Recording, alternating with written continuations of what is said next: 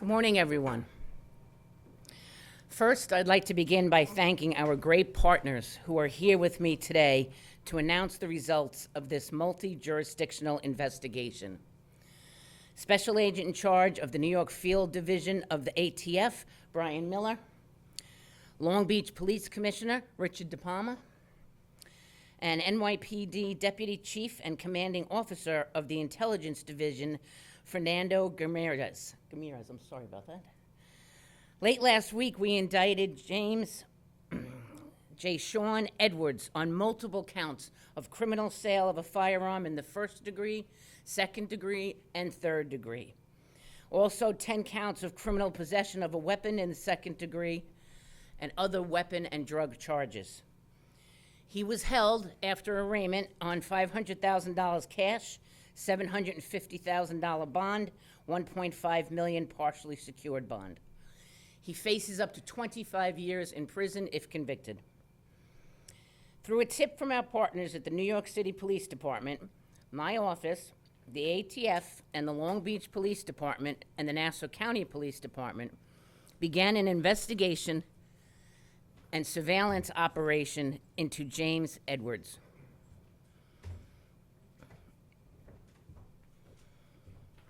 What we found over the course of several months, beginning in April, was that this defendant allegedly sold a total of 10 illegal weapons, 8 handguns, and 2 assault rifles in Long Beach. When Edwards was arrested last week, 3 additional weapons were recovered during the search of his residence. Charges for those weapons are now pending. These sales took place right outside of the defendant's apartment on Birch Court. Brazenly, Edwards would package up high-powered weapons in duffel bags and even diaper boxes and sold them out in the open in broad daylight in front of his home. Now, if you're familiar with Long Beach, you know that this was a bold choice for a number of reasons. Not only because this defendant sales took place during the day, not only because Birch Court happens to be next to the bustling transportation center, including the Long Island Railroad Station and the bus terminal, but because this defendant's apartment is literally a stone's throw away from the Long Beach Police Department headquarters. You can literally see the building from the row of apartments where this defendant lives. But luckily, our Long Beach police officers saw him too. Seemingly unfazed by the police vehicles parked just off in the distance, the defendant continued his illegal open-air business.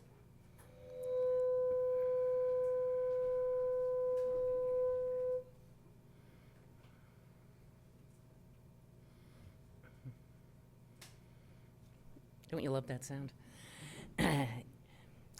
Even on June 13th, as an unauthorized beach party descended on Long Beach and led to a shooting just a few hundred yards away from this defendant's home, he kept on selling. Hours after the police were able to clear the area, Edwards sold 2 assault weapons with high-capacity magazines to a buyer, right next to where the beach party had taken place. We believe that there may be multiple sources that supplied the weapons to the defendant. Our investigation determined that some of these guns were recently purchased in the South and trafficked up to Nassau County through the iron pipeline. The investigation into the suppliers is currently ongoing. We know from our investigations into firearms trafficking that guns don't disappear after the first shooting. They are given a new, nefarious life and often used in the commission of unrelated crimes. Guns can be sold off, they can exchange hands, and often shared within the community. Once these weapons are in our communities, they tend to stick there. Criminals who use a gun in a shooting will resell the weapon to make it harder for law enforcement to track them down. When the weapons allegedly sold by this defendant were recovered, they were test-fired, and the shell casings were analyzed by our partners at ATF. The analysis revealed that 2 of the weapons sold by this defendant had been used in multiple shootings in Nassau and a shooting in Queens dating back to 2021. And that weapon that was used happens to be a ghost gun. That's this one. Pick it up. Will you give me? This is the ghost gun that I'm talking about that was used in a shooting in Queens and a shooting in Nassau, and then was sold again by this defendant and recovered by us, thankfully, off the street now.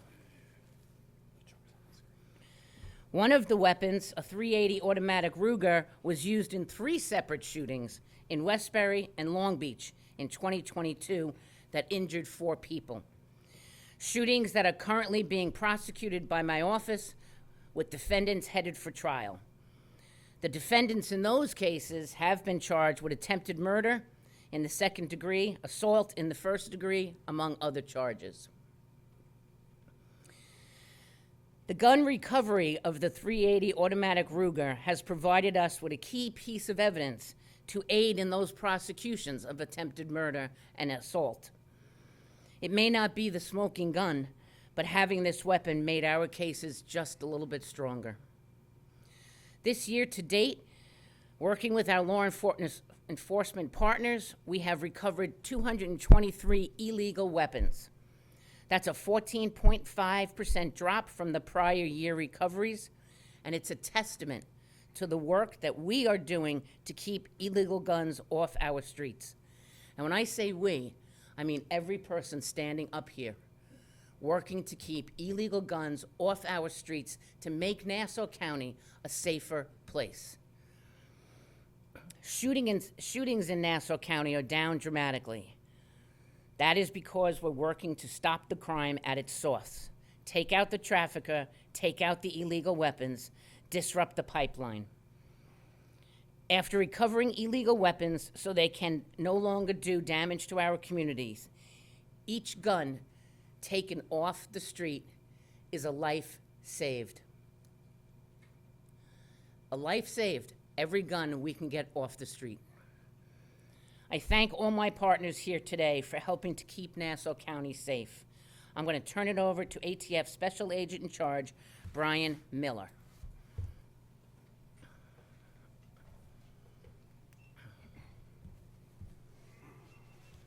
Thank you, ma'am.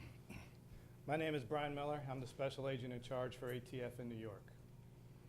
This indictment highlights the efforts of ATF and our partners to use crime gun intelligence to identify, investigate, and arrest gun traffickers. The illegal trafficking of firearms is a direct contributor to gun violence on our streets, and disrupting firearms trafficking schemes like this one is a top priority for ATF. This requires diligent work and tireless dedication. I'd like to thank the men and women of ATF's Joint Firearms Task Force and our partners at NYPD, at Long Beach Police Department, Nassau County Police Department, and Nassau County District Attorney Donnelly for their commitment to this critical public safety mission and for their partnership. This case is yet another example of how local, county, state, and federal law enforcement officers working together make our communities safer. For those who may not be familiar, ATF is a federal law enforcement agency whose mission is to reduce violent crime and to investigate firearms trafficking. One of the main tools we use to do this is called Indictment. You heard from the district attorney how 2 of the firearms from Jayshaun Edwards were used in multiple shootings. Ballistic analysis of the firearms through the National Integrated Ballistic Information Network, referred to as NIBIN, was critical. NIBIN is the only national network that allows for the capture and comparison of ballistic evidence to aid in the solving and preventing of violent crimes using firearms. It can generate actionable leads that link shootings with recovered firearms in as little as a few hours, and also can do these links across jurisdictional boundaries. This is critical because criminal activity is not confined by geographical boundaries. Once these leads are generated, ATF shares these leads with the relevant law enforcement partners, and these leads can now be used as part of a critical part of their investigation. NIBIN is an effective tool. But one of the most effective tools we have is the partnerships we have in investigations such as this one. Thank you, and I'd like to thank our partners in this investigation. Thank you.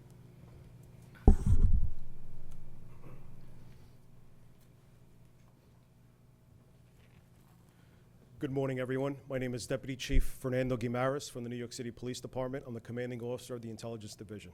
First and foremost, I want to thank the District Attorney's Office for supporting this case. This case it was approximately 11-month investigation. It commenced with, initiated, I should say, with a source of information that was provided to Detective Molinaro of the Intelligence Division. Him and his team at Major Case, Field Investigation Team, realized that not only was it affecting New York City, but on the outskirts of our county in Nassau County. They tasked and they requested the assistance of Long Beach, Nassau County, and ATF, since it dealt with the sales and distribution of firearms. This is a true testament, like everyone here has said, in regards to working in unison, one agency, putting badges away, eagles away, and working together, the outcomes that we can receive. 15 firearms taken off the street, 2 of them being ghost guns, no serial numbers, no way of seeing where those firearms initiated from, and one of them even being an AR-15. I'm not sure if it's out here on display, which can cause a lot of damage. And just as our partner in the ATF mentioned with NIBIN, NIBIN is a great tool that we have. We're able to compare ballistic evidence recovered at scenes and then see where that where that evidence came from. With this being said, 2 of those firearms, one was involved in a non-fatal shooting in the confines of North Queens and the 111 precinct, and an incident here in Nassau County. So once again, thank you very much. Thank you for the partnership of ATF, Nassau County, and Long Beach, and your assistance, EDA. Thank you.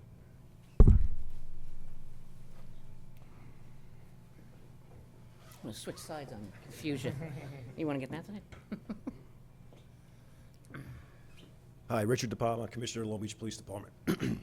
This is a significant amount of firearms removed from the streets of the city of Long Beach. In fact, our last homicide involving a firearm was just steps from where these firearms were recovered from. So we really want to thank Ann Donnelly and Nassau County District Attorney's Office, the ATF, and the NYPD, and the Nassau County Police for helping make Long Beach city streets safer. We appreciate their collaboration, and we look forward to working with them in the future. Thank you. Thank you, Commissioner. Anyone have any questions? Yeah, this was just right in front of his apartment. How did he advertise it? He didn't put out a sandwich board, I guess, saying guns for sale. How did people know that, what was his... Word on the street. You need to get something, you got to know where to go. Go over to Birch Court and talk to Mr. Edwards. So you said there was a homicide there? The last Long Beach homicide happened to take place, now not far from where he was selling these guns.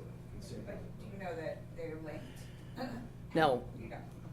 And then I'm curious to know about the house itself. You said that some of the guns were placed in diaper boxes. Were there children in the house? Were there other members of the family there? Do you know? Do you know? No, as far as we know, there were no children in the house. Any other questions? How long were these sales taking place that you know of? Well, it was about an 11-month investigation and about, I would say, 8 to 10 months of buys that were taking place that we were able to observe and recover. And again, can you just speak to how brazen it was to be doing this just right across from the police department? If you take a ride down to Birch Court and look at the apartments and you turn your camera, you're going to be looking at the police department. And one of the reasons I'm actually very proud of this case is that, to me, that was a brazen act and a slap to the Long Beach Police Department, and I don't want to put up with that. So, don't do this. What were the names of the defendants in the 2 cases you mentioned that you were prosecuting currently? Okay. And what were his customer base? It's home defense. What were the people buying guns from? What were they doing? What were their, what kind of people were buying guns from? They were mostly residents of Long Beach and, surrounding areas. Can you just of, yeah, all these guns apprehended, but the ghost guns, if you can just kind of give us a little more. Absolutely. Ghost guns, which I've spoken to you about before, are one of the scariest weapons that we can have put out on the street. And the reason is because these ghost guns have no traceable, no way to trace them at all. There's no way for me to know where this gun came from. There's no way for the police to know where this gun came from. Ghost guns are a hazard on our streets, as all guns are, but ghost guns especially, because when a crime's committed, we're not able to trace it back. This is a ghost gun, and this also, which is also happens to be a ghost gun. When you say ghost gun, is that made on a printer or is it manufactured in somebody's home? There's different ways that it can be made. I mean, you know, you can make them on a printer, you can buy the pieces and put them together, and so there's many different ways. Thanks, everybody. Thank you.